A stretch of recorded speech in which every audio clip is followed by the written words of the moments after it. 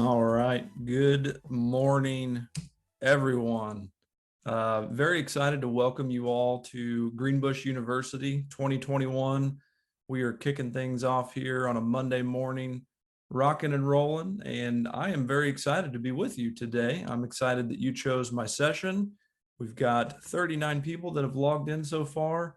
That's awesome. So if you haven't seen it already, I've added a link to the chat where you're going to be able to have access to not only this presentation, but all of my presentations. As the weeks roll on, I'm presenting 9 different sessions throughout Greenbush University this year.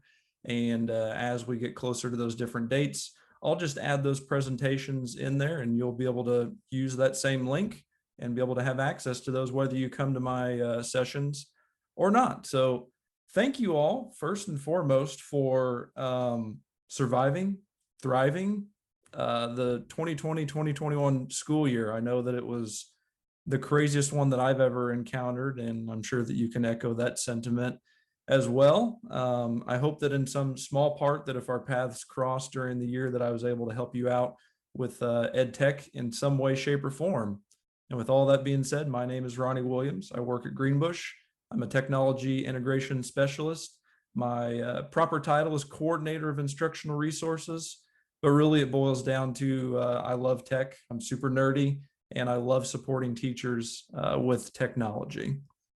I'm keeping an eye on the chat, so I see that Mrs. Martin is out and about doing some crazy things. So awesome, you know, if you guys can drop in, drop out, that's great. We are recording our session today, so if you do need to leave, you can always come back to it at a later time. And I'm going to drop the link to this page right here is what it should bring up for you. And if you've never used Wakelet before, this is kind of not on topic to what we're covering today, which is Google Extensions. But Wakelet is really fantastic. It's basically the easiest way possible for you or your students to develop a web page. It's completely free, but it allows you to have all kinds of different kinds of content and resources on there. So you can see, here's my Google folder where I'm going to add all of those different presentations. So you can click that button and it'll just take you right over to my folder that I've created there in Google Drive. You can also add things like direct links to forms, which I've added for you here. So if you're wanting credit for your participation today, the second link is going to be paramount to that. So you can just click that second link. It'll bring you over to the Google form. It'll ask you to input your email, your first and last name, your school district. Wow, somebody went in and typed in all of those school districts. I bet that was a lot of fun. Today's date for when you participated in our session, and then our time frame. So for this one, it's scheduled to go from 9 to 11. I don't anticipate holding you hostage until 11. I think we'll probably get done in about an hour and 15 minutes to an hour and a half is my guess. Up next here is a link to the Edtech Academy homepage. And with that, I would like to launch a poll for you guys, because I don't know whether or not you've ever heard of Edtech Academy or not. I don't know if your district is currently subscribed to it. So take just a couple of seconds to answer that poll, and I will share the results with you here shortly.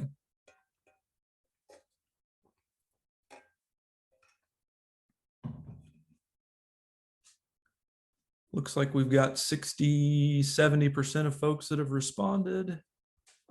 We'll keep it active for another couple of seconds here.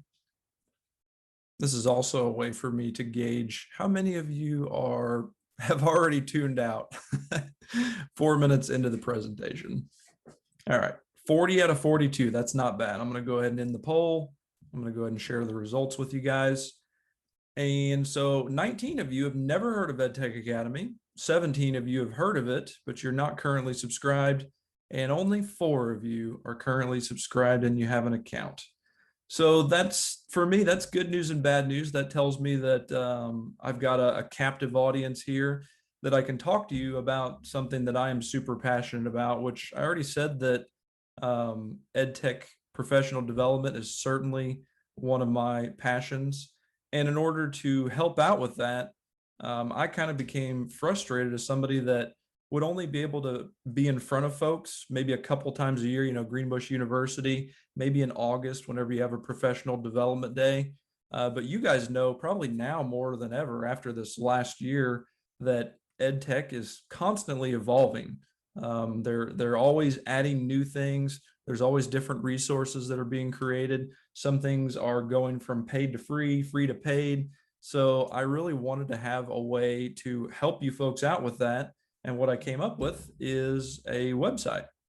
Now, if you are a current subscriber, we've actually migrated the content from the old Edtech Academy site over to the new Edtech Academy site. So if you've never heard of Greenbush Plus, hey, it's a new thing. So all of these different departments in Greenbush are going to have kind of a spot here on Greenbush Plus.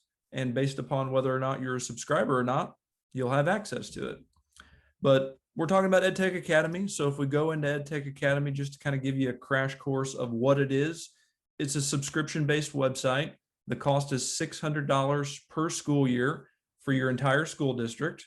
So your district throws us $600. That gets you, all of the teachers in your building, even the students in your building, all of them will have access for the entire school year. And what it is, we have things called crash courses. We have quick tip videos.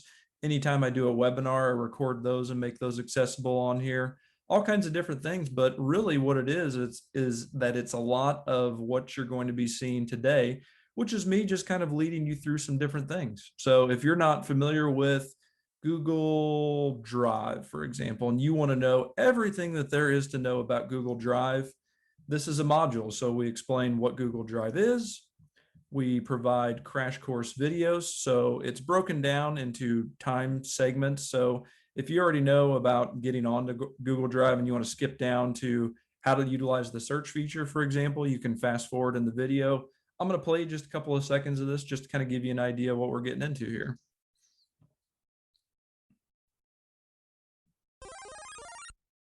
I'm a Nintendo geek. I'll fast forward a little bit. On there is the View Details button. If you click that, it will expand another menu over here to the right. So literally, like I said, it's exactly what you guys are going to be encountering here in a webinar. But the part about this that I love over a webinar or doing professional development in person is that you can pause this video, you can go and try whatever you need to try, and then come back and continue your learning. I don't know about you guys, but I use YouTube to learn basically everything that I do. Last summer, I bought a stock tank pool and I had no idea how to do that, like how to drill holes in it, how to add a filter to it. I watched YouTube videos and I figured it out, right? So that's kind of the concept with this. But with each crash course, with each webinar, you also have the opportunity to take an optional quiz, and then you can earn a digital credential. And all it is it's just a like 10-question Google form quiz that asks you things that I cover in the training there. So you can kind of gauge whether or not you actually picked up some stuff, and also you have some evidence of your learning. You could throw this into PDP Toolbox. You could add it to your evaluation. If you get some individual professional development time, this is something you could provide to your administrator and say, hey, here's the certificate. I took time and invested in something that I actually wanted to learn about. So it's all about choice.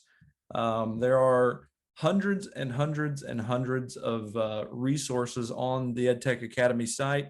I continually add to it every week. If we go back to our Wakelet page, whether you guys are members or not, I would encourage you to sign up for my newsletter. Every single week during the school year, I just provide updates. Sometimes, every week our subscribers get a new EdTech quick tip video. So that's 2 minutes, 2 to 3 minutes of me talking about something in the EdTech world. Sometimes it's an update. Sometimes it's a cool feature. Sometimes it's a keyboard shortcut that I totally geek out about. This is just a way for me to continually provide updates to you guys and for you to continue to add tools to your EdTech toolbox. So sign up for that newsletter if you'd like, whether you're a subscriber or not. That'll at least kind of give you an idea of what kinds of content gets added. If you're interested in purchasing EdTech Academy and you want to maybe send your administrator some information, I've got a flyer linked here, so you could just go to this link, copy this, and then just send it right on to them. Again, $600 per district, so that covers every single person in your district. Some other ways that I'm attempting to help out with EdTech integration, if you're on TikTok or not, there's a web-based version of TikTok, so you don't even have to have the application downloaded.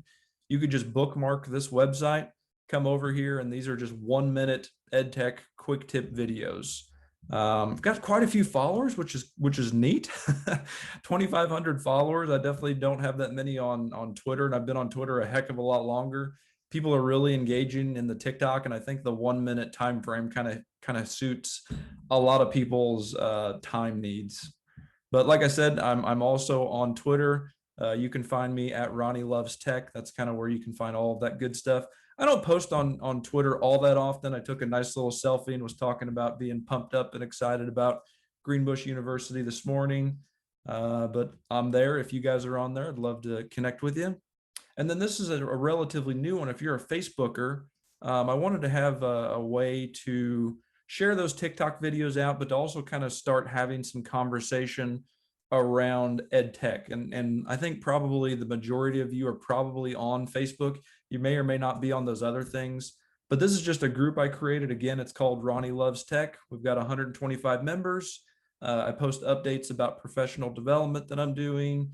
I try and engage in a conversation every week with folks, and it usually revolves around whatever TikTok video I made. So like this week, I made one about Google Keep.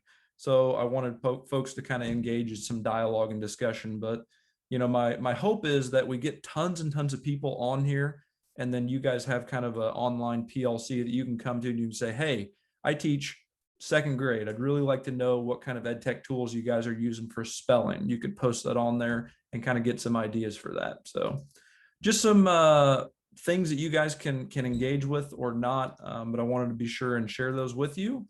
And if you have any questions about any of that stuff, about Edtech Academy, please don't hesitate to reach out. All right, I think I've covered the majority of this stuff, so we're going to go ahead and forge on. And this essentially for me is my mission statement. I have my doctorate in BBS, which is bake, borrow, and steal. It's very rare that I've ever had an original idea or thought. And when I read this in a book, I thought, that's pretty awesome. I'm going to adopt that as my my mission statement, because I love technology, but it's not going to replace you awesome teachers out there. It doesn't replace a teacher that's willing to wake up on June 7th during summer vacation at 9 in the morning and listen to a bald guy blabber on and on and on about EdTech, right? Technology isn't going to replace you great teachers that are willing to do that. It's not going to replace great teachers that have a love and passion for kids. And I'm sure that this year, more than ever, you are tested on that front. I can only imagine. But technology, you know, it can make things transformational, and there's no doubts about that. It unlocks things that are not possible without it in the classroom. But by and large, I'm not a person that advocates to use technology no matter what. First and foremost, it's great teachers and relationships. So with that, I've got this random number here that's sitting here, and this is my reminder to you guys and to me to tell you to not allow yourself to get overwhelmed by my presentation.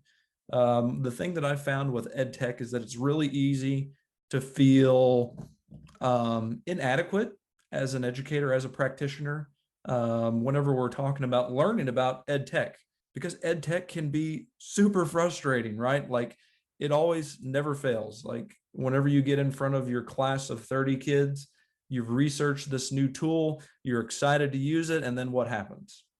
The internet stops working. The website goes down.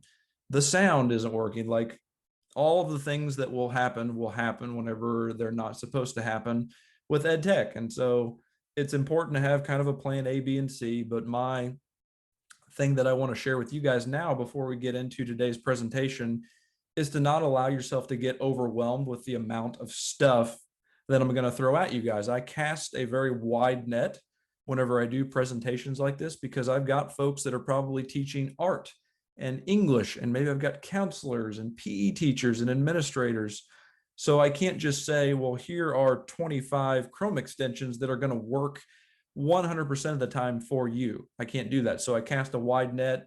So with that, I want to encourage you guys to not try and become a master of all of these extensions that I'm going to share, because there's going to be 25 of them, right? There's going to be 25 of them. that I'm going to share with you. And not all 25 of them are going to be things that you are going to want to use or should use in your practice. Now, with that said, maybe key in on 1 to 3 out of our 25 today that you think those are really cool, and I can see a direct connection with how I can utilize that within my practice, and really invest your time in learning those 3 things, get really good at those, and then whenever you feel like you're comfortable with those and you're ready to come back, you can, because this presentation is going to be recorded. You can come back and watch it anytime, and then you can work on bumping it up and learn something new. Had a little private message that said, thank you for saying that advice about tech self-consciousness. Absolutely. You are 100% welcome. And I always try and mention that at the top of my presentation, because as adult learners, the last thing that we want is to feel like we don't know what we're doing, right? We love to have that sense of control in the classroom, and ed tech can be very scary because usually it's something that we're trying that's new. And honestly, that's probably the one thing that I'm excited about what happened in the last school year, and the fact that we had COVID, is that you guys and myself were forced into trying new things that we had never tried before. It was out of necessity.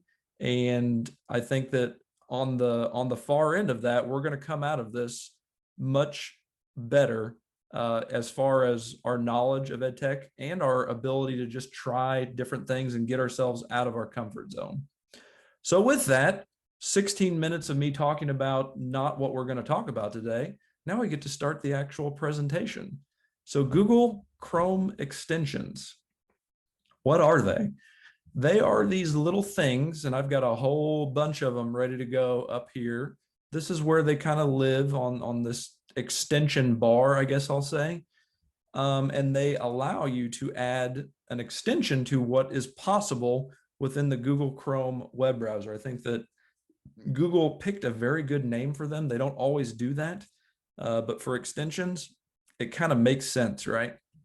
And one more time before I forget, in case folks were late coming into the meeting for whatever reason, I'm going to add that link in there so you guys can come over to the presentation and get a slurp of water.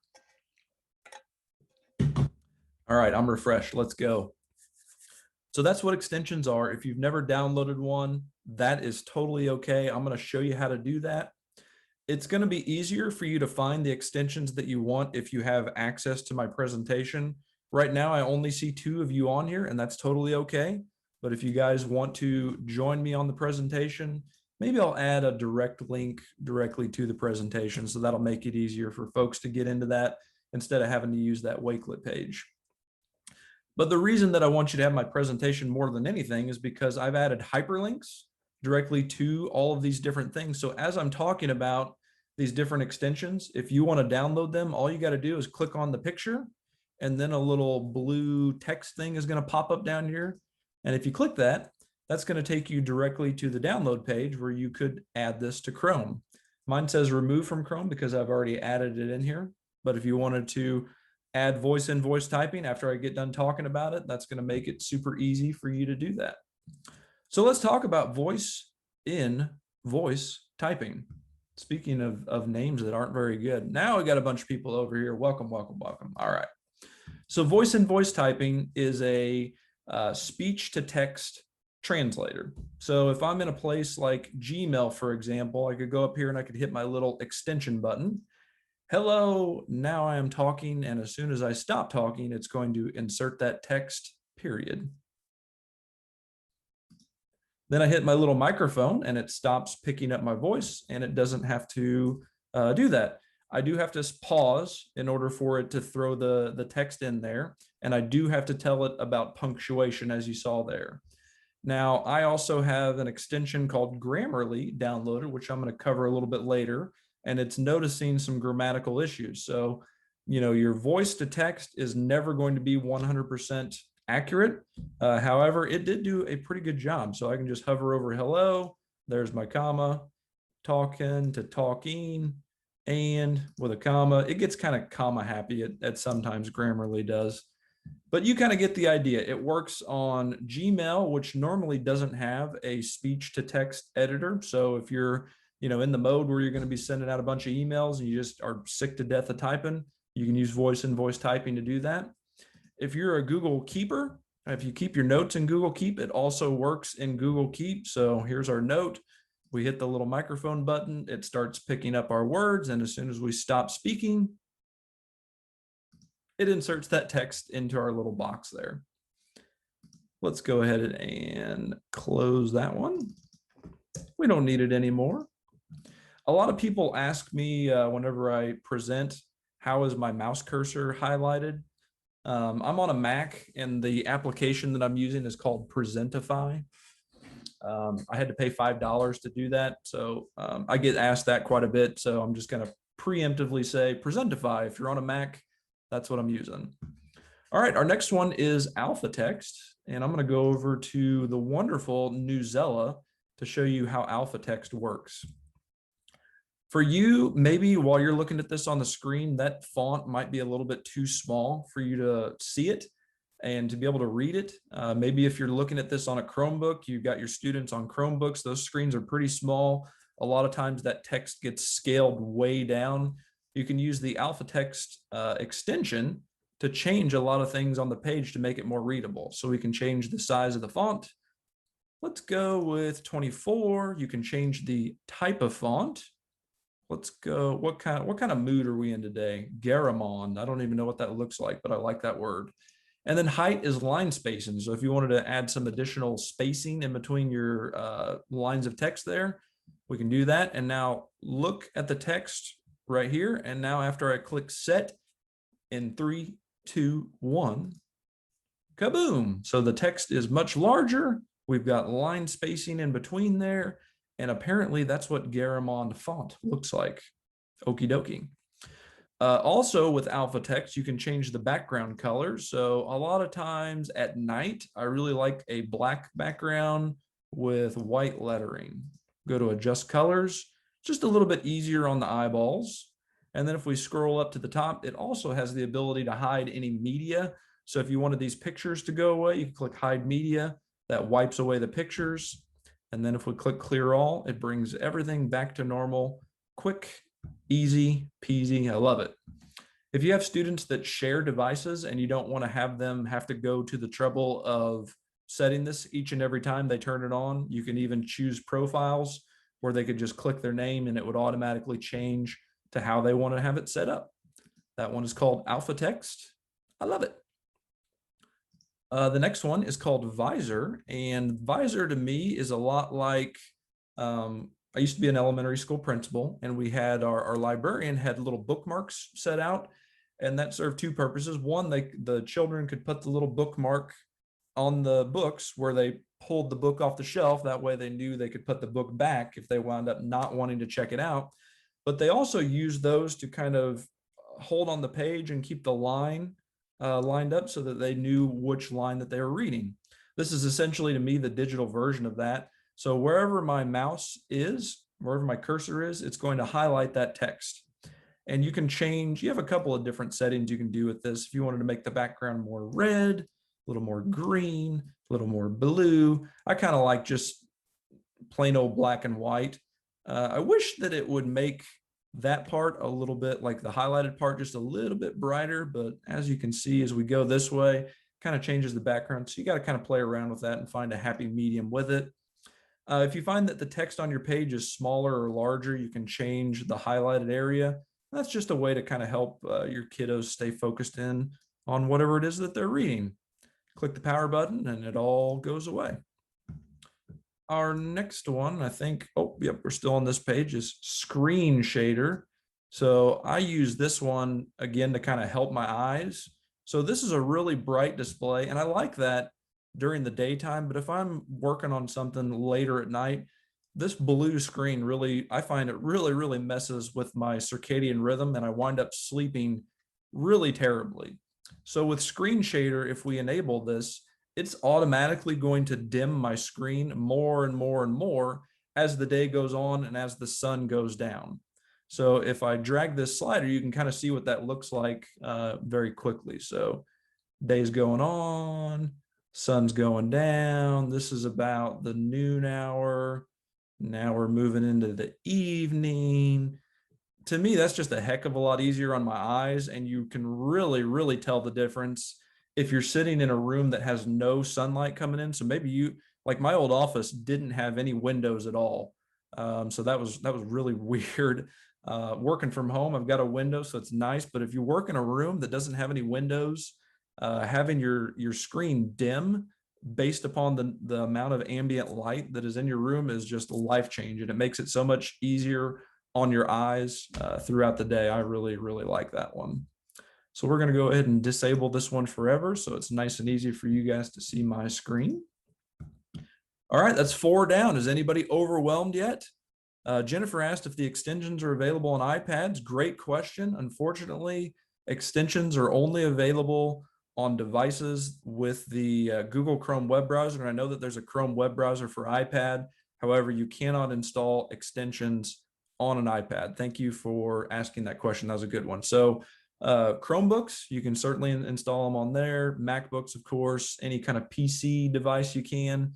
PC tablets, I'm not 100% sure. I would think that you can, like a, I can't remember the name of them right now. The Windows like convertible tablet things, whatever they're called. I think that you can probably install extensions on those devices. Most of the time, extensions are free. Had another good question there. And Nancy asked, how do we save these? So for example, if you thought that Screen Shader was cool and you wanted to install that and you're on my presentation, click the Screen Shader picture there, click the blue text, and I'm going to go ahead and remove it from Chrome so I can kind of show you that whole process. If you don't have it already installed, you're going to have this box that says Add to Chrome. So I'll click Add to Chrome, and that's going to tell me that it needs permissions to read and change all your data on the websites you visit. And then you're going to want to click Add Extension. And now this extension is actually going to be hidden beneath this little puzzle piece. They did that so that you don't have an extension bar that looks like mine. Because I usually don't have this many, but I did it like that to kind of help out with the presentation today. Usually the extensions hide under this little puzzle piece. And if you want to add it to the bookmark bar, you certainly can do that. So the one that we're on right now is Screen Shader. This list is alphabetized. There it is. And you can see right next to that, there's this little pin. And if I click that pin, it's going to pin it to my bar here. And I can rearrange these also by clicking and dragging. So I did have it right about there, I believe. And now it will just live in your extension bar. And then the next time that you need it, you can just click it, open it up, and you'll be able to add these. Yes, Nancy, you are correct. You're going to add those through your Google account. So in order to download any of these extensions, you are going to have to be signed into your Google account. You can see right here that I am signed into mine. So whichever account you want to use, totally fine. It just needs to be a Google account. And these extensions do need to be on the Google Chrome web browser. If you use Firefox, most of them are available for Firefox, but all of the links that I'm providing you today are going to take you to the Google Chrome web store, since I use Chrome, and that's what the presentation's about today. So great questions. Keep them coming as they come. I'm happy to answer those. And I think there was definite value in me kind of putting the cart before the horse and showing you how when you add an extension, it hides it beneath that puzzle piece, but you can certainly pin those and add those there. All right, we are done with page number 1, 4 down, 21 to go. Anybody overwhelmed yet? Sir Links a Lot. Probably the best name for an extension ever, Sir Links a Lot. I like big links and I cannot lie, right? So with Sir Links a Lot, it allows you to do things like force a copy of a presentation or a Google document or a spreadsheet, anything that's within Google Drive. And you can do that, like you can kind of hack the system, and you guys probably already know how to do this. You know, you can highlight that information, go back to where it says edit, delete that and put copy. And then when you do that and you share that link, hey, there we go. When you share that link with folks, it forces a copy, right? But you don't have to do that with Sir Links a Lot. It kind of takes care of that for you. So if we're in a presentation that we want to share with folks and we want to force a copy, we can go and hit our Sir Links a Lot button up there, and we can select force copy. and you can see that that changed that link. We can select preview, we can select template, or we can select PDF. Probably my favorite one out of these is template. And so I'm going to select template, and now I'm going to go to copy link to clipboard. And then if I open up a new tab and paste that link in there, that's going to give us a force preview and copy. It's kind of the best of both worlds, where you can look at what it is that you're going to copy and you can still scroll through the presentation, but you can also click the use template button. And this kind of goes back to whenever Google Classroom wasn't a thing, back whenever I was an English teacher, and I would want my students to make a copy of a template that I made, right? So it used to be that they'd have to go to File and then make a copy, right? There was multiple steps within that. Now Sirlinks-a-Lot, Google Classroom, those allow you to kind of force a copy. That way, whenever a student opens up a link that you send them, it's automatically going to force them to make a copy of that. They'll have a copy of it added to their drive. You don't have to worry about them remembering to click File, make a copy. So that's Sirlinks-a-Lot. And then next we've got DFTube. So I'm going to voyage on over to YouTube. And YouTube can be a little bit of a scary place for teachers. That face. We've got things like advertisements, right? Kind of annoying. One of my favorite YouTubers, Mr. Malcolm Reed, How to Barbecue Right. If you guys are into barbecue and smoking, check this guy out. He's got some awesome stuff. But for DFTube, it allows us to do things like strip away the comments, strip away these suggested videos, because if you've got, 5 minutes left in class, you just want to voyage over to YouTube and show them a video that you found that was pretty cool.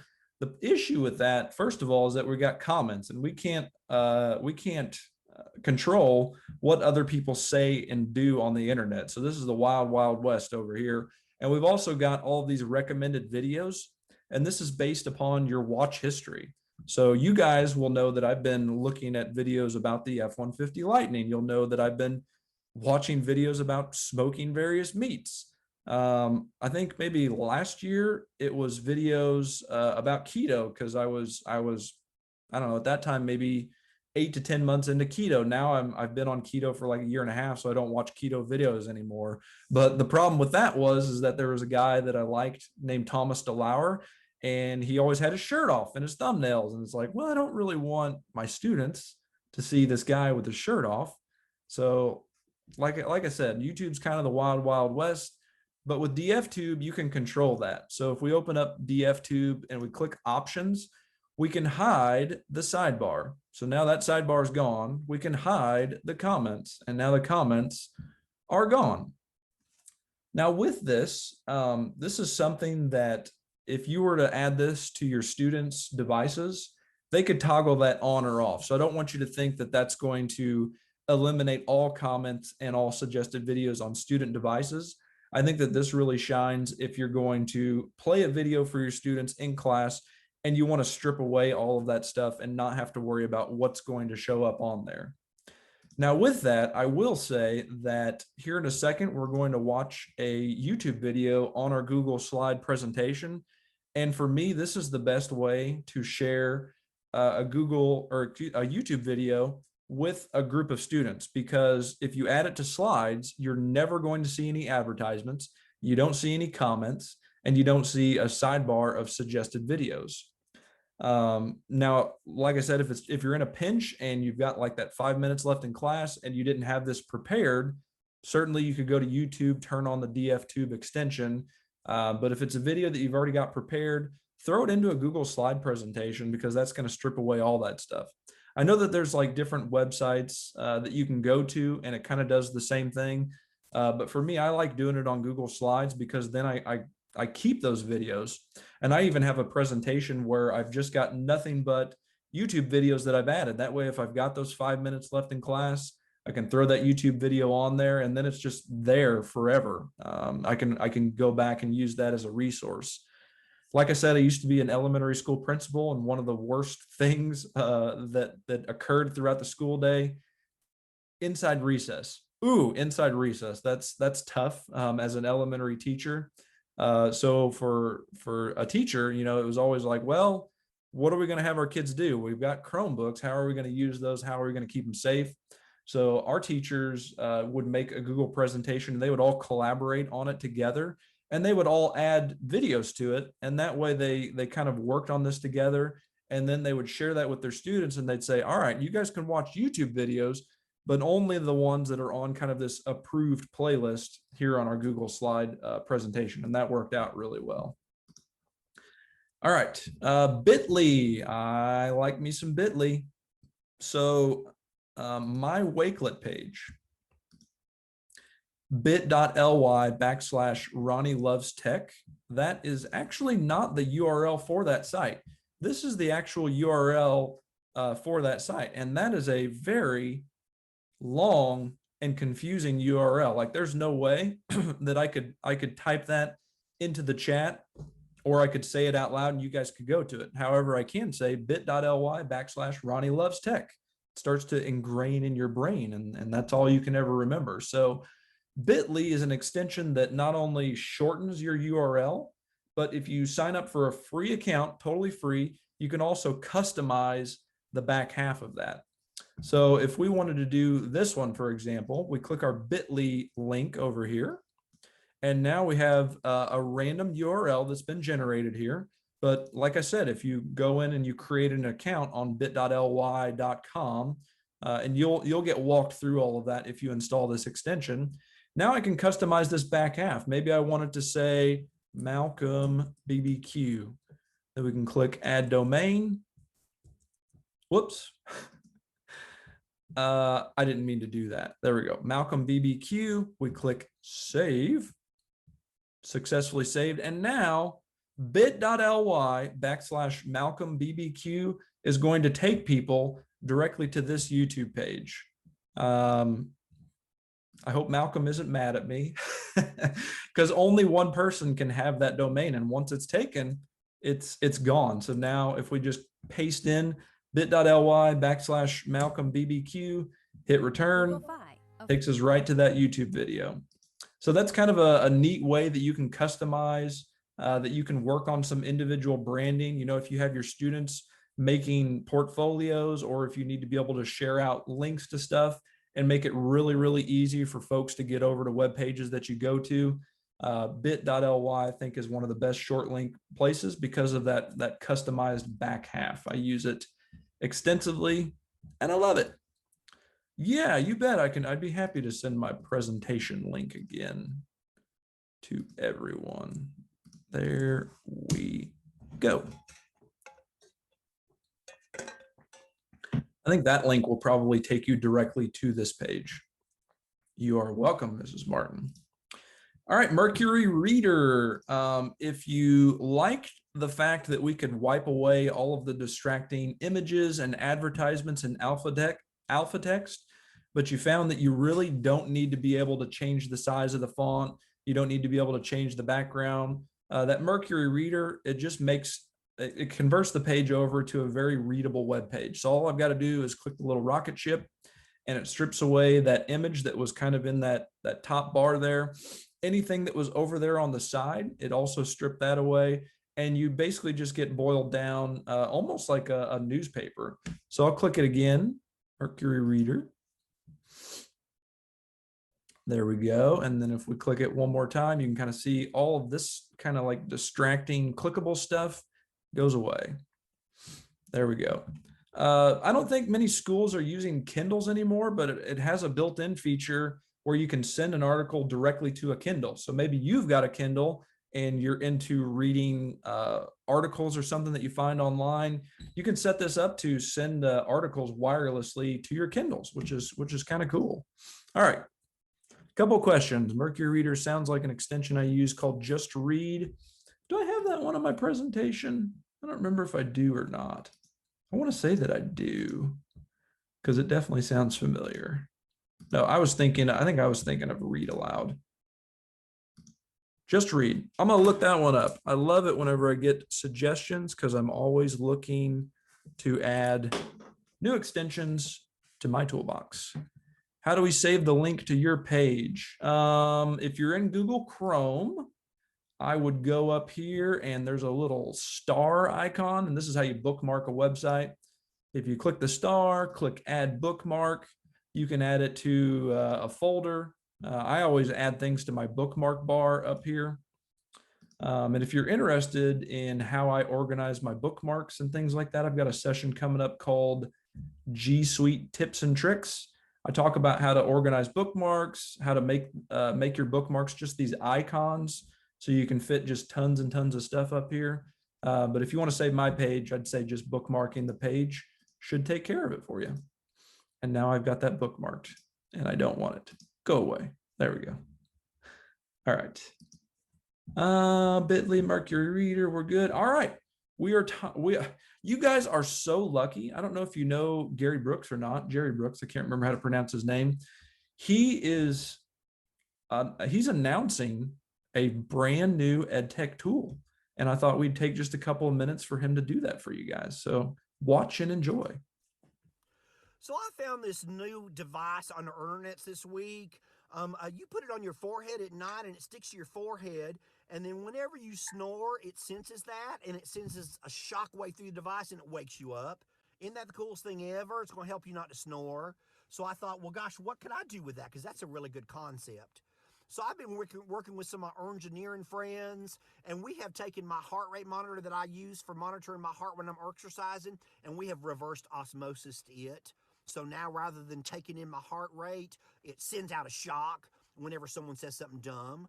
And then I've connected this to my computer, and I typed in a bunch of dumb things and dumb phrases that people say that drive me crazy. And now whenever someone's wearing it and they say one of them dumb things, it sends a shock.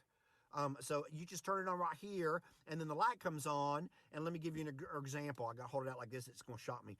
Let's say if I say, my child knows all their states and capitals. I'd like them to be in the gifted program. It just sends out this shock right there. So it just sticks to your head automatically. So you just push this to your forehead, and it's got some probes that stick it on there like this. And then you just walk around with it. So let's say you put it on your principal's head, and they're just walking around like normal, and then all of a sudden they pick up the intercom in the middle of the day and they say, please pardon this interruption. It gives them a shock, teaches them not to be interrupted in the instructional day. Or if they say, just want to let you know today's staff meeting is going to go a little bit longer. Or if they say, I noticed last week for Jeans Day, we had somebody wearing really inappropriate jeans, so we're just going to cancel Jeans Day for the rest of the year. Isn't that just great? It's going to teach your principal not to say dumb things. You can also have a big old bowl of these at the office, at the front office, and you can have the parents put them on their heads when they come into the school. So that way when they say something like, my child never acts this way home. Or if they say, we decided to take the entire week off of Thanksgiving. Could you send a bunch of work home on Friday for my child? Or if they say, I sure do wish you had told me about that field trip. Or when were you going to tell me there was a deadline for turning this in for my child? Isn't that going to be great for all the parents? You could also have them at home, or take them in your purse and give them to your friends when you're like at the Applebee's, or if you're having a party. And it can help with the dumb things your friends say, like when they say something like, I don't know why you're so stressed all the time. Teaching's easy. They're just kids. Or if they say, gosh, I sure do wish I didn't ever have to work on a Saturday or a Sunday. Isn't this like the greatest thing you've ever seen in your entire life? You need to get you a whole bunch of them, maybe for everybody at your school and all your friends. Go out and get them now. They're on the internets.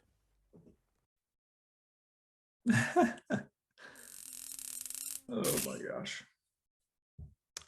That's got to be therapy for him, right? Relatable to anybody? Like as he's going through that list and saying things, I'm like having flashbacks of trauma of people saying these crazy things. But yeah, so a little comedic relief there for you. And it occurred to me also that you guys might have not gotten over to somewhere newsletter. There we go. So if you want to sign up to my newsletter, there's a direct link to that. Maybe I'll go ahead and give you a direct link to the participation form, just in case you guys need those and you weren't able to migrate over to bit.ly/Ronnie Loves Tech. All right, Google Keep Chrome extension. Google Keep is my favorite EdTech tool. I think it is. I use it every day. It's essentially a note taker for the Google Chrome web browser. It also works on phones, Chromebooks, iPads. It works everywhere, and that's one of the things that I love about it. But like you can have a shopping list, a to-do list where whenever you check stuff off, it gets marked off. If you're using the mobile version of Google Keep, you can take voice notes. And while it automatically records your voice, it also automatically transcribes that into text. So it's super awesome. I use it every day. But with our Chrome Keep extension, we can save things to our Google Keep with just one click. So if we found a Newsela article that we really liked, we could click our little keep icon here, and then it opens it up and we can take a note. So I want to say, share with class on Monday. We can give it a title, Newsela article. There we go. It's saving. There we go. And then we can just click off of that. That has been added to our Keep. So if we go back over to Keep, there's that Newsela article that we just created. We click into it. There's our link to it. We can open it right up, and there it is. So as you're out and about on the internets and you find different things and you want to add them, maybe you've got just tons and tons of bookmarks, and like that's the thing that I don't really like about the bookmarks is that sometimes I don't remember why I bookmarked something or what the website is for. If I open up my little Lego folder here, I can have a little expanded information about this stuff, but sometimes I need to add a little bit more text than what can fit on here. Like right here, this is running off of the line there. So I like the ability to bookmark a page and then add as much text as I want. And then it's just going to sit right here and keep for me. And I can come back here and access it whenever I want. Love me some Google Keep. And I'll go more into depth on Google Keep in one of my 9 sessions. I don't remember which one. It's probably G Suite tips and tricks. I find a way to work it into almost every presentation because it's just that useful and I love it that much. I mean, look right over here. You guys might not have ever even noticed this, but whenever you're in like Google Docs or Slideshow, there's a Keep icon. And if you click that, it will pop open your Google Keep. So you can kind of dual screen, look off one, copy and paste to the other. It's if you use Google Tools, it's really, really helpful. I love it. All right, one tab. I'm going to switch over to my other browser because whenever I do one tab, what it's going to do is it's going to collapse all of my open tabs and save them to one tab. Shocking, right? Like they named it very well. So I've got 1, 2, 3, 4 tabs open. I'm going to click this button in 3, 2, 1, boom. So if you get a little tab happy like me, one tab is a way that you can reclaim organization for yourself. And the cool thing about this is that it doesn't make those tabs go away. You don't just have to exit out of them. You don't have to bookmark them. You don't have to be like I feel overwhelmed when I get so many tabs open because I don't want them to go away. I'm still working in them, but also I don't really know what to do with them. So I use one tab to collapse all my open tabs. And I'll do this every single day. And then the cool thing about this is that it saves all of those tabs for me. So tomorrow, whenever I go in and I get 50,000 tabs open, it's going to save all of those as well. And it's going to allow me to go back in there and open them again. So let me show you what that looks like. We'll open up that site and a Newsela and an extensions page and shop.lego.com. Why not? I hate Lego, as you can kind of see around me. It's just terrible. All right, so now we've got all of these sites open again. We've got our one tab page open. I'm going to go ahead and close that one out. I'm going to hit the one tab button again, and there we go. So there's our 4 tabs that we closed previously. They're still there. If I wanted to open up that Newsela page again, I just click it, boom, it opens up, close it out. And then we've got them all here. If we wanted to open up all of them, we could click Restore All, and it opens up all of those web pages. Magical. One tab. I love it. All right, Grammarly time. There's really not a whole lot else I need to say about Grammarly. Like I said, it's a way to kind of add spelling and grammatical checking, no matter where you're at on the internet. Sometimes it does get a little bit comma happy for my liking. Like for me, I don't really need a comma and a conjunction. I feel like that's redundant. So I probably would ignore that one, but like 99% of the time, I feel like it makes me sound smarter. Yeah, Laura, I hear you. You probably were talking about one tab and needing that for remote teaching, because you get 8 gajillion tabs open with and especially when you're trying to manage a Zoom session and children and all that stuff, it's challenging. So hopefully that'll help moving forward as well. But with Grammarly, I guess the other thing that I might show you is that with Grammarly, you can also get a weekly kind of digest newsletter of telling you how you did versus other people. So if you're competitive, this is a really good way for you to kind of monitor and see how you stack up against other people that are using Grammarly. So like, I feel pretty good about that. More productive than 90% of Grammarly users. When was this? This was like a year ago, June 8th, 2020. Wow, almost a year to the day. That's crazy. Nikki, I'll answer your question here in just a second. That's a good one. She was asking about how to get image headers in Google Keep. So you get the productivity, you get mastery, which whenever I first started doing this, former English teacher, my mastery was not so good. Like even 81%, I'm better than 80% of other users. Like that's all right. That's top 20%, we'll say. Vocabulary, I feel pretty good about that. I like to use the big words that make me sound smart and feel good. And then they also have, this is probably my favorite thing about this, I'm an overuser of emojis. I don't know about you guys, but I use emojis all the time. Like even in like the Zoom chat, I will want to use emojis. Whoopsie.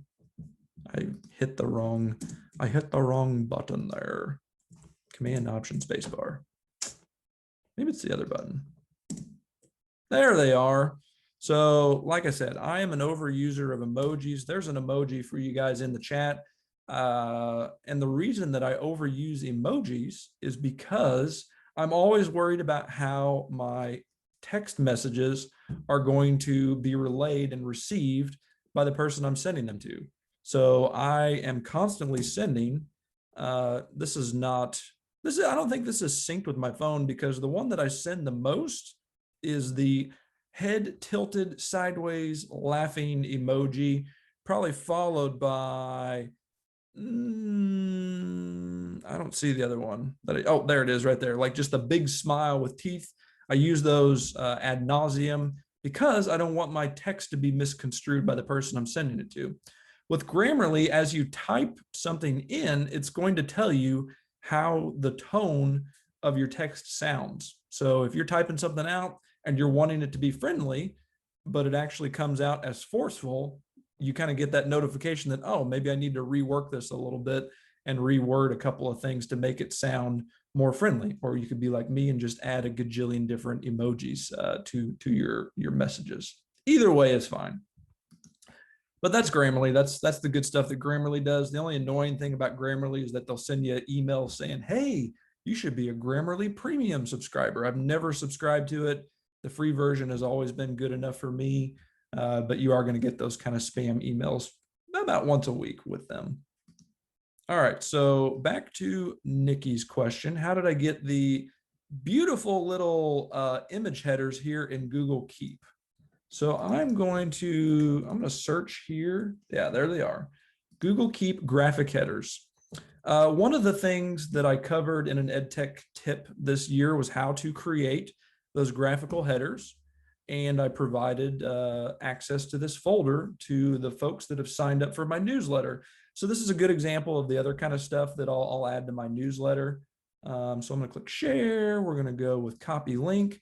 So if you want to have these graphical headers in your Keep, you are more than welcome to have them. There's the link to that Google Drive folder. All you got to do is download them. And then whenever you're in Google Keep, in order to get them to show up, so like we'll go in here and we'll do a new message. Probably should download one of those first. That way it's, I can kind of show you what it looks like. Download, back to Keep. All right, and then from here, you just go to add image. We'll go to downloads. There's our to-do image, and it'll go ahead and pop it up in the top. And I have formatted these in 6x4" format. So it's 6 inches wide by 4 inches, 6 inches long by 4 inches wide. And that makes it so it looks perfect on there. If you want to create your own, you certainly can do that. And this is a way for me to put a plug in for probably my second most favorite EdTech tool, and that is Canva. This is where I went in and I created all of my graphical headers. And Canva, guys, is awesome. Canva.com/education. I know we're getting a little bit off topic here, but it's just too good to not talk about. You can get a free Canva Pro account if you're an educator, which I think probably all of us are. So you just follow that link that I put there in the chat, sign up for it. It's 100% free for teachers. And then you're going to be able to make beautiful pages and documents and lesson templates. But in order to make your own Google Keep headers, you got to resize it. And like I said, this is a 6x4" custom size. But if you just want to use the ones that I have already created, you are welcome to download those in there. Another little piece about Canva, there's a template for everything. So if you wanted your students to do a Facebook post, for example, there's a Facebook post template. You can just find one that you like. Surviving Motherhood looks good. And then it's super easy to change stuff on here. So we go there, we can change it to like green bush colors. There's our green bush green, because all of that stuff is logged in here. And with the Pro version, you have access to hundreds of thousands of pictures. With the free version, you only get access to the photos that are marked as free. But then if you wanted to throw in like a background, maybe we wanted this leadership photo to be the background, click it, right click on it, go to replace background, and then boom, we've got a nice little background. So I will cover more on Canva in some of my other sessions that I'm going to do. I know that that's off topic, and that was probably overwhelming as fast as I went through that, but maybe another little subtle plug for Edtech Academy. I've got some EdTech training on there that you can get with your subscription. I am an awful salesman. Terrible. All right, we've got 3 more pages of extensions to go. Looks like 9, 10, 11, 13, 14 left to go. So we've got 10 down, about 14 to go. We're going to do a kind of a 3-for-1 here on this next one. We're going to cover tab scissors, tab glue, and tab resize. Oh, awesome, Mrs. Barton. You are on Edtech Academy. Yay. Glad you're on there. All right, so tab scissors. This is another one that you're going to say, man, I wish I knew about this one during remote teaching this school year. I don't know how anybody did remote teaching without 2 monitors. If you survived that, kudos to you. I'm sure that was very difficult. Maybe even now you don't have 2 monitors. I'm sure that your students probably don't have 2 monitors. So this is kind of a hack that you can use to use kind of a dual monitor setup with only having 1 monitor. So with tab scissors, here's our little tab scissors button there. And whatever tab that I have open, everything from this tab to this side. So if I had 3 tabs open, all of this stuff, whenever I hit the tab scissors button, is going to get split down the middle of the screen on the right side of my screen over here. Everything on the left side is going to get split on the left side of my screen.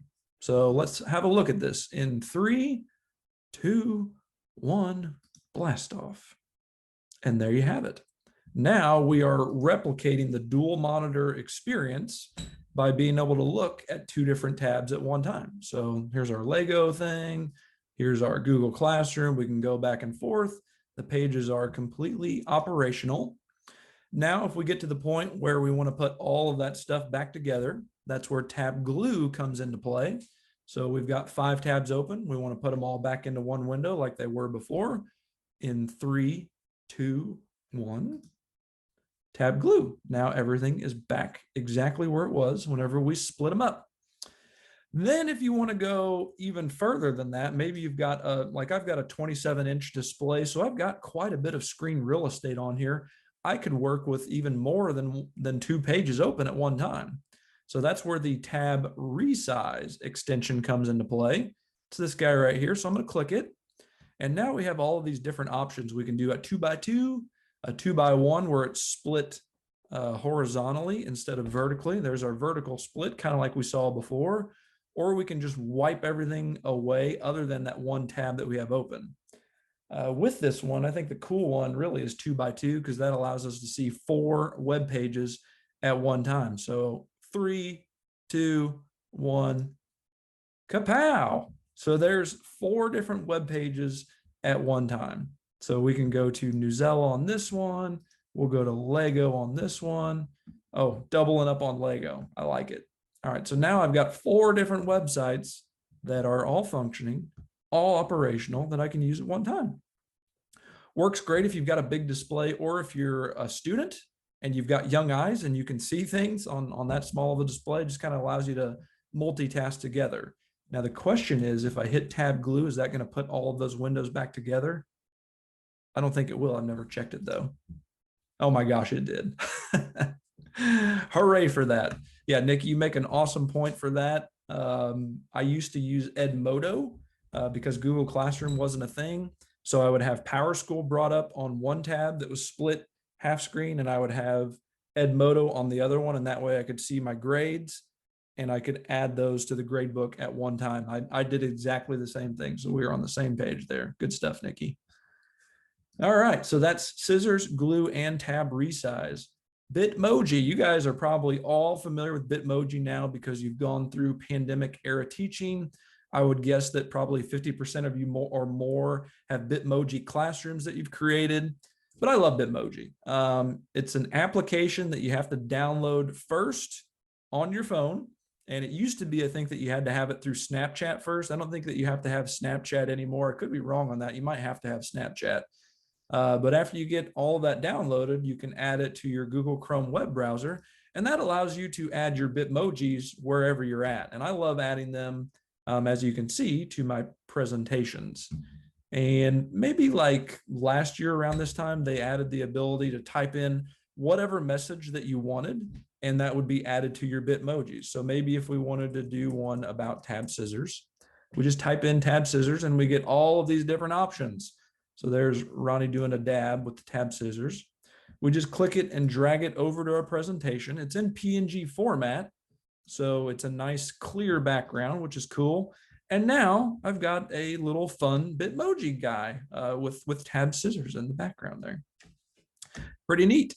With those, you can also add hyperlinks to them. So just like I did these, if you click on your little Bitmoji guy and you hit Command K, for me, I'm on a Mac, or I think you can right click and go to, I usually don't do it this way. I usually do it with the keyboard shortcut. I don't see it on there, but that's one way that you can add a link, hyperlink to your Bitmojis using the Bitmoji extension. Giphy, kind of along the same lines of me overusing, thank you for that, Susan. You don't need Snapchat, so hallelujah. So if you're not a Snapchatter, you can still do the Bitmoji thing. You do need to download the application to your phone first. Then whenever you get the extension, it'll just connect all of that stuff together. So thank you for that, Susan. Appreciate it. Giphy, it's a lot like how I use here is evidence. You guys have seen it in person that men cannot multitask, right? I cannot think and type or do things, more than one thing at one time. So Giphy, it's very similar for me on how I use emojis. I overuse GIFs because I don't want things to be misconstrued, and you can't really misconstrue things with a GIF. So let's search for excited with Giphy. SpongeBob. Oh, I like the little girl with the cotton candy there. That, and we've also got Michael Scott, though. I think we're probably going to go with, we'll go with the cute little girl. So if you find one that you want, you click it, you drag it to your presentation, you just let go of it, and that will insert that GIF right into your presentation. Isn't that fun? Do a little resizing here so it looks okay. I think that there's probably a way to get rid of that text. I know I've done it before. It's eluding me right now, but that's kind of a way to include GIFs somewhere where you would like to have them. Just kind of spruces up your presentation a little bit. I wonder if you can add those to, I bet you can't. I was going to say I would really like to be able to add those to the Zoom chat. It's just going to be a link. Let's see what happens. Yeah. So I think if you guys click on that, yeah, it's just going to take you to that. So that's kind of fun that you can do in Zoom, and just a way to share GIFs. I used to be kind of a jerk and say that there's a very absolute way to pronounce GIF. And I used to say that if you pronounce it GIF, that you're just flat out wrong. But my mind has been changed about that. I found out recently that the guy that invented GIFs, that he said that it should be pronounced GIF. I mean, my argument was that GIF stands for graphic interface format, and graphic is pronounced graphic, so it should be GIF, right? But the guy that created the thing said that it's GIF, so totally okay with either pronunciation you want to go with there. I'm not going to be a jerk about it anymore and make fun of you if you say GIF. I think if the creator says it's okay, by golly, it's okay. Loom is it's up there on one of my favorite EdTech tools. They have versions of Loom for literally every kind of device you have. So iPhone, Android, Chromebook, MacBook, PC. If you've got a device, you can have Loom on it. And Loom is screen recording software. And to me, it's the very best screen recording software. And the biggest reason for that is because it is totally free for educators. Again, there's a loom.com/education link that if you go there and if you already have a Loom account, you can just verify your education account. If you haven't signed up for one already, click Get Loom for free. There's like 5 questions they ask you just to verify that you are who you say you are, that you're a teacher. I will add that link to the chat. It's fantastic. And with it, you get 45 minutes of screen recording time per video and an unlimited number of videos. And whenever you record a video, it uploads it to Loom's private cloud. So you don't have to worry about storage space. You don't have to worry about long processing times. As soon as you're done recording your video, it's ready to go. It's amazing. So with the extension, we just click the little Loom button. We have some options that we can do here. We can do screen and camera recording. Ooh, I look really white down there, don't I? Hooray for the bald head. Take that, people. Shield your eyes. Put on your sunglasses. Screen and camera, we can do screen only, and then that gives you the option to have your profile pictures show up, which I like because every time the microphone picks up your voice, it highlights it in blue. I think that that's pretty snazzy-dazzy. Or you can just do the camera only. And although it shows just the small camera, the recording is going to take up the entire screen, which is kind of nifty. So we're going to do a screen only recording, and we're going to click Start Recording. And now you can select which screen you want to record on, because I've got 2 monitors going. So we're going to do screen number 1. Click Share. And now we are recording. You can hit the X button if you messed up and you need to start over. You can hit the pause button if you need to pause and get a little drink of water. Click play whenever you're ready to resume. And then when you're done with your recording, click the little check mark and it uploads your video directly to Loom's cloud, and it is already ready to be viewed. And now we are recording. You can hit the X button if you messed. Isn't that fantastic? So with this, we can just copy the video link. We can add that to Google Classroom. We can send it in an email anywhere that we want to share that link. We can certainly do that. We do have the option to download the video. We can password protect the video. We can edit the video right here on Loom's website, or like I said, you can download it and you can bring it into your video editing device, software of choice. I am a big fan of Loom. I love that they support educators by offering that product for free. One of the ways that you can use this is maybe if you're going to be gone for the day and you've got sub plans that you need to do, certainly do your original sub plans like you normally would do, but you could also record yourself. You could record yourself doing a lesson. You could record yourself just introducing. You could record yourself threatening the student saying, hey, you better be nice to this substitute or there are going to be consequences. All of those things are going to be probably a heck of a lot more impactful than just having your sub recite what your students are supposed to do during the day, or having the plans written out on the board. If the students can log in, they can see you, they can hear you. I think that that's going to be just a little bit more impactful than your old sub plans. So just some options in there for you. But I love Loom. Make sure and check out that link to get your free educator account. Speaking of things that are awesome screenshot and screen recorder. That thing is awesome. You probably already have a way that you take screenshots now. Like for me, I'm on Mac, I do Command-Shift-4, and I get this little cursor that I can click and highlight and take a screenshot. Right, there's my screenshot. So I can click it, open it up, there's my screenshot, great.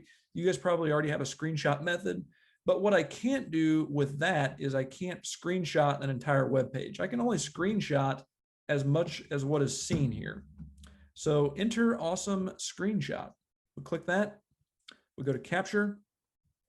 We can do just the visible part, so just this page right here. We can do the full page, or we can do a selected area. I'm going to do the full page. It's going to capture that entire page. It scrolls down automatically.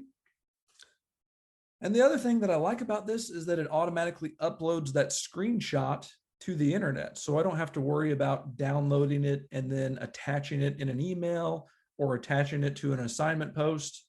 I can just download it, or I can generate a shareable link. So if I click generate a shareable link, I can copy that link and it's good to go. Next level that makes this a game changer to me, we can annotate. So if we open up their little annotation editor, we can type on a page. There's our little typer. So we'll say, I don't know, write your name here, kind of thing. We've got little shapes that we can draw. So if we wanted to point out something, there's our little money logo. What else can we do? Our pen tool, maybe we want to circle a word, or maybe this is something that we sent to our students and we want them to go in here and highlight all the verbs or something in the article. So there's a verb chosen, there's a verb, right? And then whenever they get done with that, they can click save, or you could click save, either way. And now all of those annotations are being saved to our screenshot. And once again, that is getting uploaded to the awesome screenshot cloud. So there's our annotations. There's the entire article. So it's screenshotted the entire article. We can copy our link, and I'm going to paste that link into the chat. So if you guys want to open that up, you're more than welcome to. I'm going to open it up as well, just kind of show you what it looks like. So there's our article. There's our link. We can download it if we want to look at it in a little bit larger capacity. Works fantastic. Ashley, I just saw your message. Yep. I wish you would have heard about it too. Loom. It's so good. But hey, now you know. So that's good. Hopefully we never have a pandemic again, but hopefully, I think that there's a lot of uses for Loom. So hopefully that helps out. All right. That was awesome screenshot. So now we're ready for Yell Key. This is one that like if you're in a pinch and maybe you're teaching in front of your students and you're wanting them to get to a website really quickly. For a lot of you, maybe the way that you've done that in the past is you've copied the link, and then you've gone over to Classroom or email and you've just sent that link out to them. With the Yell Key, you can do this very easily, kind of like how I did with Bitly, but much quicker. So if we just click the Yell Key Chrome extension button there, it's going to open up a new URL. So now for you guys, if you wanted to get to this specific website, all you would have to do is open up a web browser and go to yellkey.com/fast. And that would open up this specific page. So, like if you're in front of your students and you need them to get over to somewhere really quick, this is a very simple way for them to be able to do that. without you having to go copy a link, paste it in somewhere, have them go, click something in. And they'll get used to this over time. They'll get used to, okay, I know that they're going to send me a link. The teacher's going to send me a link. So I need to type in yelke.com. And that last word is the thing that's going to change. So if we go over to our Wakelet page and we go to the Yelke icon. Phenomenal woman and iconic poet Dr. Maya Angelou will soon become the first Black. Got ahead of myself. It's this one here. Now, in order to get to this web page, it's yelke.com/city. The downfall to Yelke is that URL is only active for 5 minutes. So it's kind of a quick turnaround time, and that's how they get around the ability of having such small, easy to remember URLs, is that they reuse those over time. So after 5 minutes, that page is going to take somebody to somewhere else potentially. So it's really good in a pinch if you need to get somebody over there really quick. Do students need to have awesome screenshot to be able to write on if I shared with them? Yes, yes, yes, indeed. Unless they have some other annotation thing that they've created. So the way that it'll work for kiddos, open up. It's not one to open. Paste that in there. There we go. The way that it would work for kiddos is that they would be looking at this here, this article that you sent to them. They could click the annotate button, which would require them to have that awesome screenshot thing downloaded. So the cool thing about extensions, guys, is that if you've got an extension that you want your students to all have, and they're using Chromebooks, for example, and they're managed Chromebooks, you can email your IT person and they can push out these extensions en masse to all of the student devices. So the students won't ever have to go to the trouble of adding these extensions themselves. And the summertime is a really good time to do that, because a lot of times these extensions are blocked at school just by default. But if you give your IT guys enough of a heads up, they'll be able to unblock them and push them out to the devices, so that whenever students log in, you're not going to have to waste a bunch of time getting students to download these extensions. Awesome tip there, Tammy. I love how you're using Loom. Very cool. Students have iPads, just trying to decide how they would use it. Okay, so I think on an iPad, probably the easiest way for them to annotate is usually to just have them take a screenshot. So usually on an iPad, it's the home button and the power button at the same time to take a screenshot. So have them open up the article, take a screenshot, and then that's good. That should be able to allow them to edit and annotate on that page, depending upon which app you want them to use. I am doing an Apple session as well, where I cover a little bit more of that stuff. I think that's like one of the last weeks of GBU. Seesaw, engaging tech tools. Maybe I didn't schedule that one this year. Usually don't have that many people show up to them. I didn't schedule it this year. I'm sorry. If you're on Edtech Academy, I do have that webinar available, but yeah. So sorry about that. That's a tricky one. I don't use my iPad every day, so that's one that I'm like, how would you do that? Like, I know that there's tons of ways to be able to do that, but with it being an extension, that's a tough one. But usually with iPads, like, I'll just take a screenshot of it. So I think that's my recommendation off the top of my head as of June 7th at 10:18 in the morning. All right, read aloud. It does exactly what you think it does, and it does what it was doing previously. So whichever web page you're on, you just open up the read aloud extension and it will start reading aloud your text. Poet Maya Angelou chosen as one of 2 women to appear on the U.S. Quarter. So you can it just kind of grabs that text, and we can enlarge this if we want to make the text just a little bit bigger or smaller. And then if you wanted to skip down to a certain part, you just click on the paragraph where you want it to read to you. The U.S. Mint announced Angelou and Sally Ride, the first American. And with this, you can change the settings. So if we click stop, we can click our little gear icon. We've got a bunch of different voices we can select. If we don't like the one that's selected by default, we can change the speed. We can hear and process information much faster than we can read it. So for some people, if they want to get through an article much faster, up that speed a little bit. You can change the pitch if you want. You can change the volume, and you can turn that text highlighting either on or off. So now let's see what it sounds like now that we've increased the speed quite a bit. Joseph 2 women to appear on the U.S. border. Image 1. The U.S. Mint released drafts of Maya Angelou and Sally Ride's phenomenal woman, and iconic poet Dr. Maya Angelou will soon become the first Black woman featured on the tail side of a U.S. border. Sounds a little bit robotic, right? But I like that they have the settings in there where you can kind of tune that to your specific needs. I mean, maybe you want it to go much slower. Maya Angelou, phenomenal woman, and iconic poet Dr. That would put me to sleep after I got done laughing about all that stuff. Notability. Yes, that's the one. That's the one. That's the thing that you would want to bring that image into and mark up. I love Notability. I've got that one. I didn't recommend it. I hesitated because some districts don't have it, and I know it's a paid app. Like I paid $10 for it back in the day. So, but yeah, if they've got Notability, that's definitely the one. Read aloud for iPads. What was that? Dang it, I should have brought my iPad. I've got an app. I just can't recall which one it is.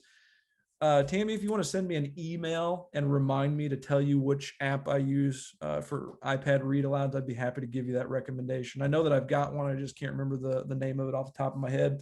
Or you could join our Facebook group and post it in there and somebody would answer it there. Absolutely, Nancy. The recording of this is going to be available. I'm not sure how we're going to get that link to you at this time because I didn't require registration for Zoom. Normally, I would just send out the link to everybody, but they didn't want us to require registration, so I don't have your email addresses for that. But rest assured, we are going to have a recording of this available, and we're going to have kind of a public place where all this will be posted. I know what I'm going to do. I am just going to post the recording on my little Wakelet page here. So I'll probably go in and create another folder that will have the recordings. And then if you come over to bit.ly/Ronnie Loves Tech, we'll have the recordings available for you here. And I'll probably have the recording of this one available this afternoon or tomorrow at the latest. Woohoo, we got that problem solved. All right, we are on the last page. So insert learning Moat, we got 5 more to go, and then we will be DONE done. So insert learning, I'm going to switch back over to my other page here. The only bad thing about insert learning is that you get 5 freebies, and then after your 5 freebies, it asks you to pay. And that's why I switched over to my other account, because I've used all of my insert learning freebies on that account. But if you use insert learning a lot, I think it's like $60 a year, and it's pretty sweet. So let me show you what it can do. Let's open up a Newsela article. There we go. We'll click the insert learning icon, and up will load the insert learning sidebar. So with our insert learning, we can do things like highlight text. Isn't that fun? It's not so great. We can insert a sticky note. So after any paragraph that we want, maybe this one, we can insert a sticky note, and we can say, what perspective was this written in? Kind of thing. We can even record ourselves right there within the text. So we can do like a little kind of a loom kind of thing right there within the, thank you for adding that link, Brenda, much appreciated. Right there within the body of the assignment. So then we can insert a question. So maybe after this paragraph, we've got all kinds of different stems we can select from. Maybe 2 supporting details of the paragraph. That one sounds good. Click create. And now as the students go through this article, they're going to see this question while they're reading it. And we can add a discussion. So maybe at the bottom of the article, we can just say, oh, I wonder if we can use voice-in-voice texting right here. Nope, it doesn't work. I don't think.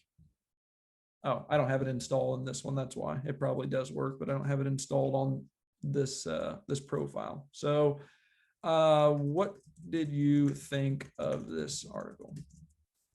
Question mark. Create. So insert a learning allows you to create kind of an interactive experience with written text. So instead of your students just reading something and maybe having to go over to Google Classroom to answer questions, you can have all of these different things embedded right here in the article.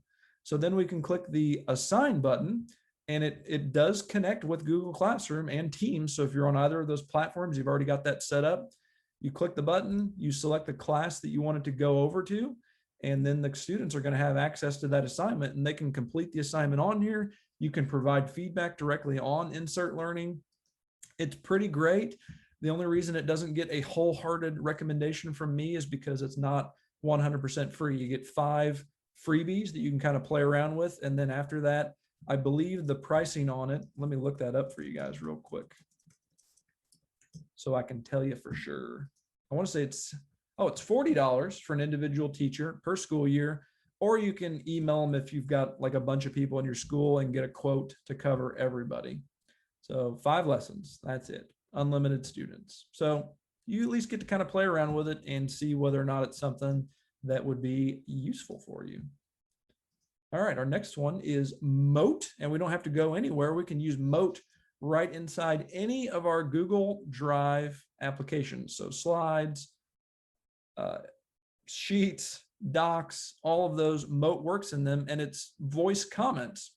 So if you're grading a bunch of stuff on Google Drive and you get tired of typing stuff out, or you just want to do something a little bit different, maybe make it a little bit more impactful, because I know whenever I used to go to the trouble of adding a bunch of typed out comments, I was always frustrated because my students would open up the presentation, they would look at the score, and then they'd close it out and they wouldn't look at my comments.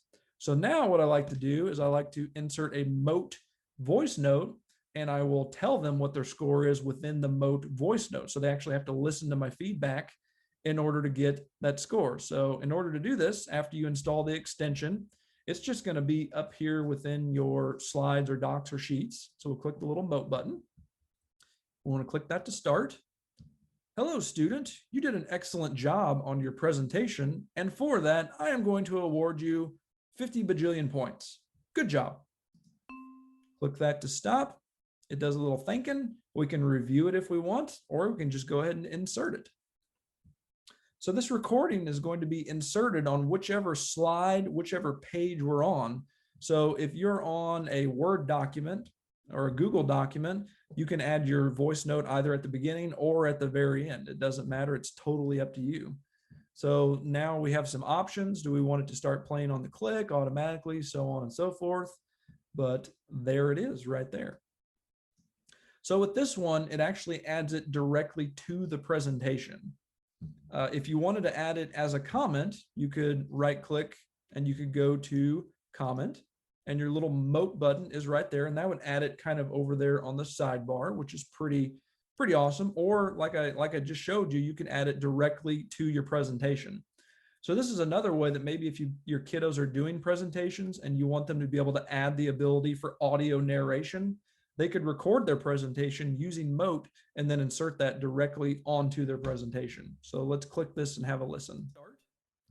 Hello, student. You did an excellent job on your presentation, and for that, I am going to award you 50 bajillion points. Good job. 50 bajillion points.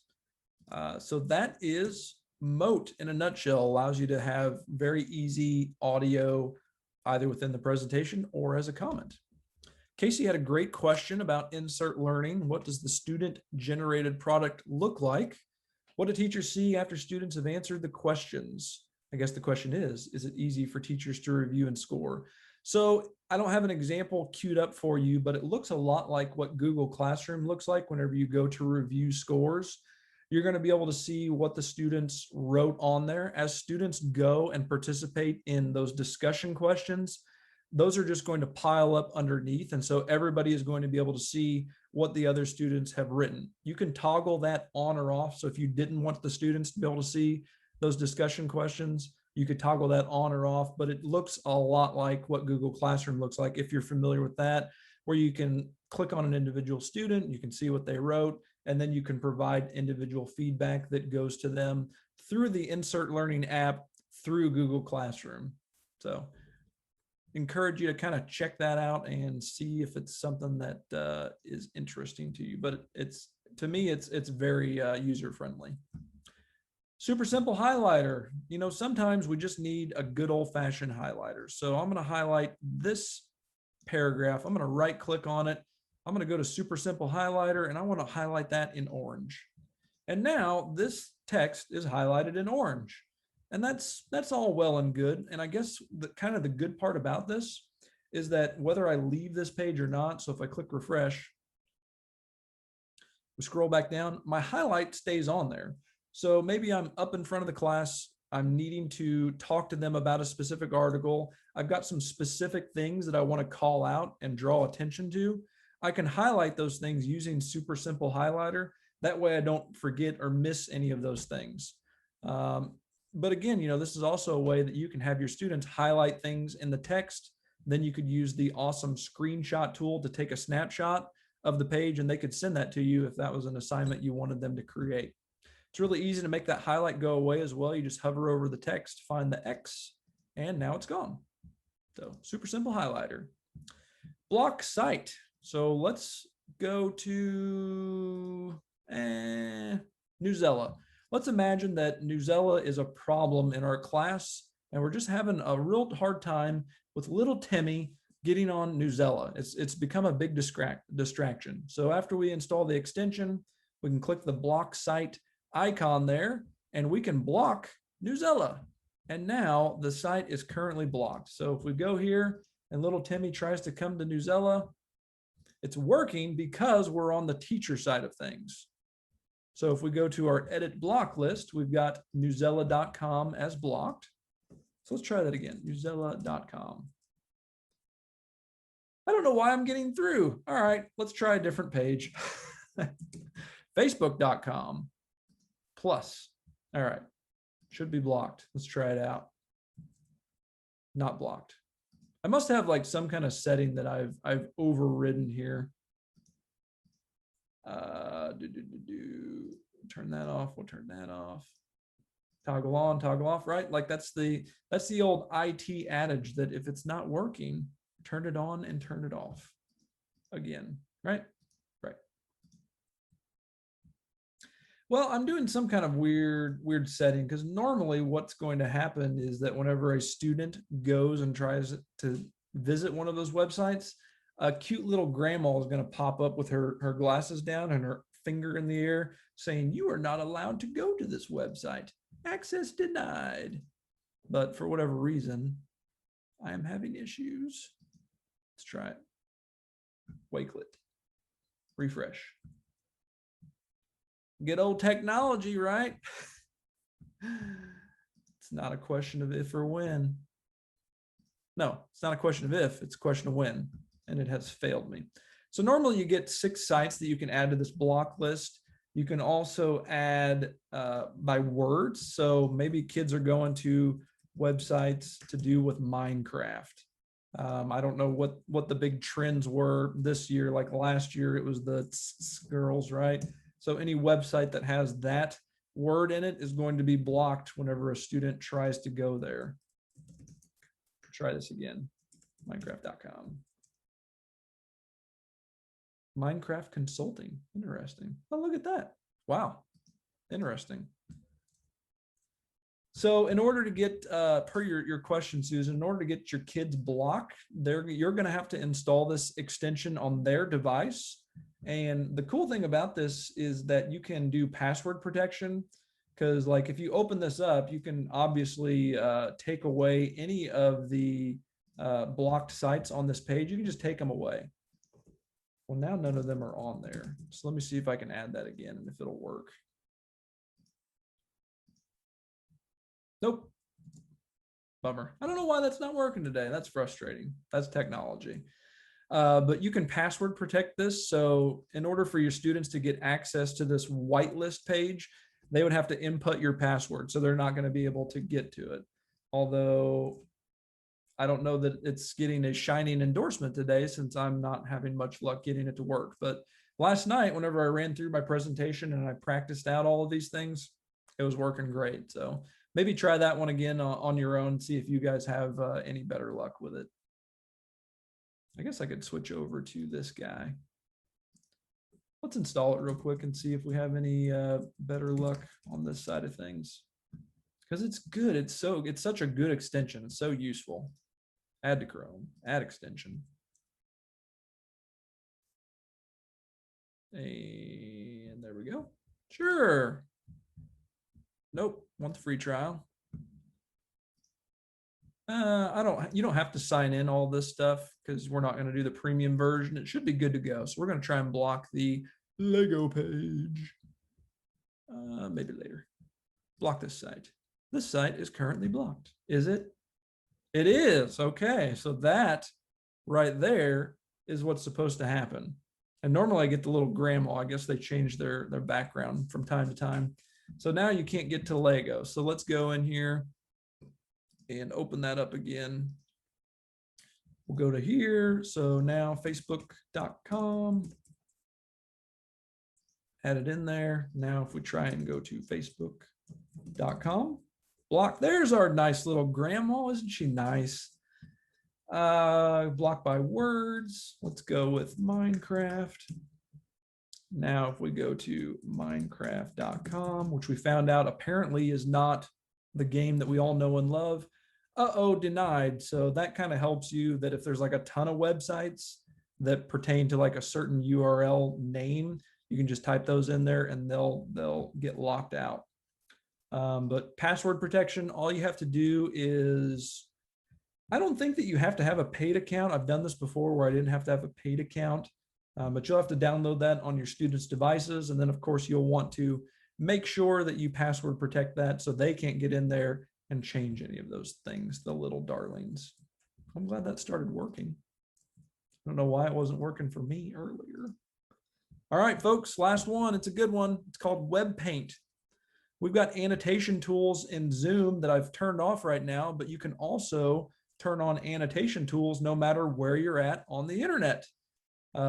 This would have been another great one to have during the era of remote teaching because we can do things like a pencil on our page.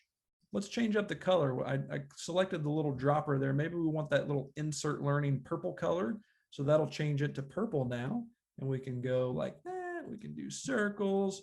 We've got text we can type in. Text. Hello. Do the size. Change that. There we go. That's a little bigger. We got little lines we can draw. We've got little arrows we can do. We've got squiggle wiggles. Wee doggies. We got all kinds of fun things. We can change the color of the page. Yikes. But we do have that undo button. And then after you get done editing all of that stuff, you can take a screenshot. So there's our screenshot of the page that we just did. And we could then copy this link.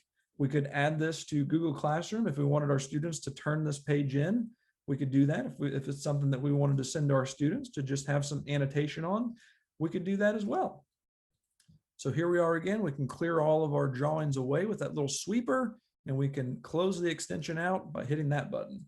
So it allows you to draw on any web page you're on. So that's another way that if you want to have some kind of annotation, you can have that. Now, I do have tons and tons of add-ons that I cover. So if you're interested in things for docs that make that better, sheets, slides, there's more of that stuff. I don't have time to cover it today in our Greenbush U session. So with that, folks, I want to say thank you very much for coming in today. I will hang around and answer as many questions that you have. The recording is going to be available on that bit.ly page, https://bit.ly/Ronnie Loves Tech, and I will add a link to that in the chat one more time for you fine folks. But thanks again for coming. I'm going to do a repeat of this session on Wednesday at 1 o'clock in the afternoon. The recording of this will be available either this afternoon or tomorrow at our bit.ly link. Thank you for all the thank yous. I hope that it wasn't too overwhelming. Remember, focus in on one to three of them, get great at them, and then come back to it. So thank you again. I'll pause here for a second, let you guys log off if you need to, and we'll have some informal conversation if you'd like to. So thank you. Have a good day. Have a good day.